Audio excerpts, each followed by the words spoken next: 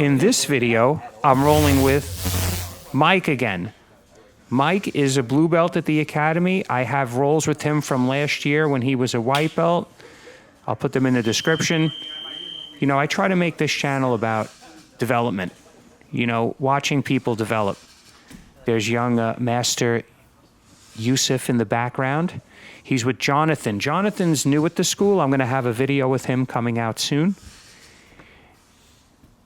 He's a young, strong gorilla. So Mike's story, the guy I'm rolling with, he always goes very easy. If you watch our last few rolls, it's like he listens to exactly the rolling style that I advocate. Not going so easy you're not giving any resistance, but just going in a flowing manner, being able to be a yin and a yang. So he's really been working on that. There's my tripod sweep. He's laughing because he knows all about it. I roll with him quite a bit. But I love rolling with Mike because he's improving so quickly. And the reason why he's improving is he's going easy and he's feeling out the positions. And in the beginning, if you watch some of our videos, it leads to, you know, he gets his guard passed or, you know, he ends up in bad positions. But as you can see, he kind of rolls with it. And I think that's the essence of jiu-jitsu, not running into a wall, not running straight into somebody's frames, but going with the flow. So here I passed his guard. I'm looking to isolate his arm. Another thing about Mike, he's been going to the gym, and he's young, he's 22. So every time he comes in, he's a little stronger. That was a great reversal on his part. He was able to stick his long arm through and pull my arm across my back. And I tell him it was good. I enjoy being outsmarted. I don't enjoy being outmuscled, I must admit. But outsmarted, it intrigues me. So there I got my north-south triangle. You could see it's definitely something for him to address. He's on knee on side, not knee on belly. Remember, I don't like to let people get knee on belly. Even now, his knee is to the floor on the other side, and it's not putting weight on my ribs. So remember what I was talking about in the last video about creating frames, proper framing, so your opponent can't get chest to chest, can't effectively smash you. You could be immobilized for a moment, but your frames will keep you safe. It will keep your ribs safe. So here, everyone that watches the channel sees this position. We moved over a little for the camera. And they know, as you could see by my face, I'm pretty comfortable there. Maybe too comfortable. So here I'm looking to bring my legs back in. I'm looking at the north-south. Again, I don't really have it. I just want to keep him moving and keep myself moving. As you can see, I'm able to spin. I'm always going to keep slithering like a snake. I'm never going to just lay there. It might not be a big movement, and it won't be a movement that tires me out. It will be ones that make my partner have to keep readjusting to maintain the position. So now that I have my right, I was going to put my right hand under his arm to get that underhook, but I thought the better of it. Now I'm looking at the Kimura, just threatening it. And I'm looking to trick him into giving me the space I need to bring my leg back.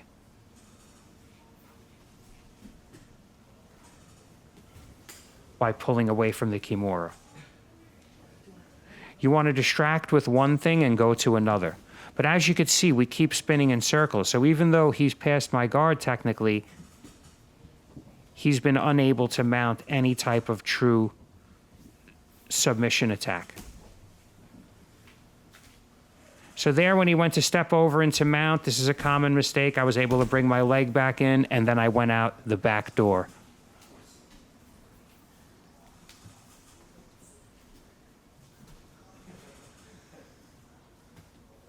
So now we're resetting. even though he's much, he's a little bit bigger than me and, all muscle. He doesn't use a lot of muscle. He uses technique. So here I got him in like the spider web. I'm looking to roll him over. I have him in a gift wrap. So I gift wrapped him into the arm bar. But again, super strong guy. He knows it's coming. He's pulling on my hand. So here I'm stopping him from, I wanted to stop him from turning away from me and try to pull the arm bar in by pulling on his left elbow. And he jumped around, which was a great defense. And I told him so. But this is what I mean, the technical movements. He didn't have to go crazy. He didn't have to explode. He just had to do what was required at that moment. And yes, it's easier said than done, and that's why we study these videos. Or study videos on YouTube in general. So here I have my butterfly hook in. When he pulls it off, I'm quick to go to something else. There I get him with a nice butterfly sweep right to the knee cut. Again, if you watch the channel, you know that's basically a basic part of my game. There he tried to invert and come over with his legs. And even though you don't see a lot of it in this video, he's very good at that. So most people, when they get side control, Mike ends up rolling up over to their back, basically. But what I did to prevent that was I pinned his hip. Because if you pin his hip properly, his legs are going to have a hard time coming up. Again, it's not impossible, but it's not probable. So here I'm looking, I went to knee on belly, he turned, I went back. I have my knee next to his hip so he can't re-guard. He's thinking about a buggy choke here, which he does.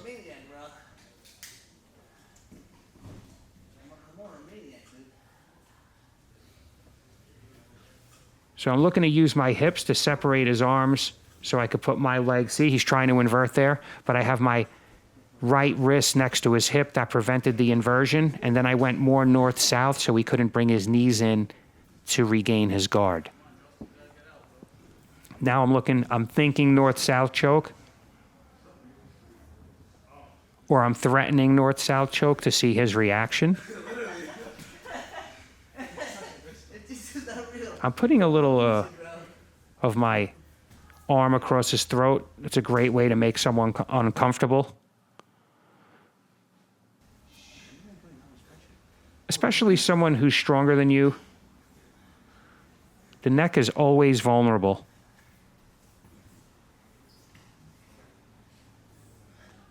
So he's got his right frame on my hips there. And I'm up away from his legs.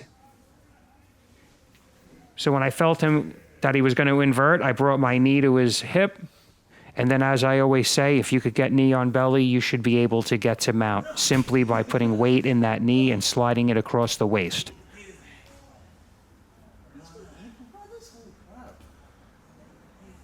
Here I'm flattening my hips to him, which allowed him to kip out of it. And as you could see, I didn't go crazy. I didn't let that bruise my ego. I kind of went with it. And now I'm looking at some type of over-under pass.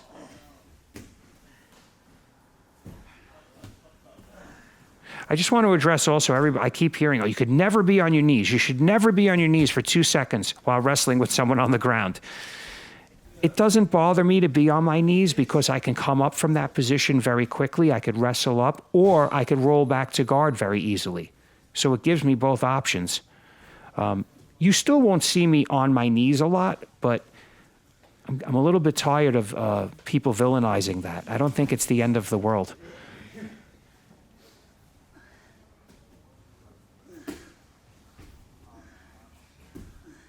So here I'm giving him my posture a little. I want to see what he's going to do. Also remember, we're 9 minutes, almost 10 minutes into a round. I'm not exhausted. I'm not breathing heavy. I'm not at the peak of my cardio. So there he tried to roll into a full guard. I kicked off his hook there. And he gets me. That's the butterfly sweep. That's why I titled this video. I don't remember the last time someone hit me with a butterfly sweep that was a lower rank, or in general. I'm pretty good at defending them. I know it's coming.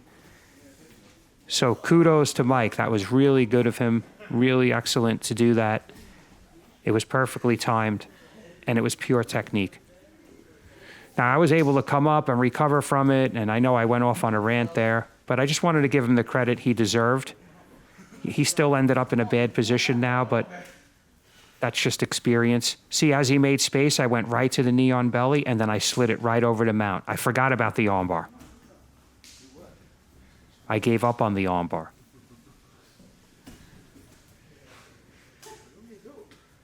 So now I'm looking to bring my knees up under his elbows. And I'm cooking him a little bit. I'm riding him out. I'm giving him a little advice. And there he let me grab his head. I mean, it's not good for him. So here he's trying to come out to a single leg X to look for a heel hook. I've already identified that. And I'm looking to peel his foot and get out of there, which I did. So I'm not saying he's a master leg locker, but there might have been a time where he could have finished that. My leg lock defense is definitely growing. So here again, I went right to knee on belly, and I'm looking for the step over arm bar, which I never go for. And he does a great job of defending, and I lose the arm bar there. I think chokes are better in no-gi, Darce, guillotine, anaconda, because when you go for these arm bars, it's very slippery. In gi, it's a lot easier. So gi is collar chokes, arm bars. There's things that are advantageous. Arm bars are also great for MMA because the gloves, it's hard to rip your arm out.